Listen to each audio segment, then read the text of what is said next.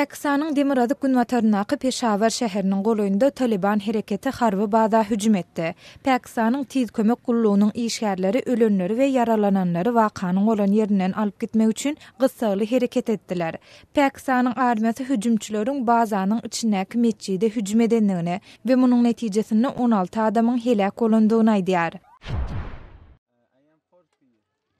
Bosgunlar we beýlik migrantlar Ýewropa Birleşiginiň agdasy däl Serbiýanyň serhedinden geçip Birleşige agda Horwatiýanyň Tovarnik otly stansiýasynyň daşyndaky lagerlerde çadyrlar gurnadylar. Ýewropa Birleşigine agda Wengriýa Serbiýa bilen arasyndaky serhedini ýapan soňky 48 saatyň dowamında 14 000-den gowrak adam Horwatiýa geldi. Horwatiýanyň hökümeti migrantlaryň akymy bilen baş alyp çykyp bilmejekdigini we olaryň goňşy Sloveniýa we Wengriýa geçmegine ruhsat berjekdigini aýtdy. Bu ýurtlaryň ikisi hem Ýewropa Birleşigine agda ýurtlardyr. Häzirki wagtda Horwatiýa özüniň Serbiýa bilen arasyndaky 8 serhedini ýapdy.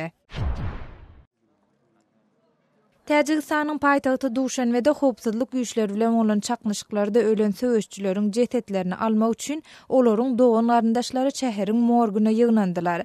Mundan ozal täjik häkimetleri söwüşçüleri terrorçylar diýip atlanýaryp, olaryň jetetlerini dogan garyndaşlaryna gowşurmagy reddedipdi. Emma mundan soň täjik häkimetleri öz pikirini üýtgedip, jetetleriň maşgalalaryna gowşurulmagyny tasdiklady.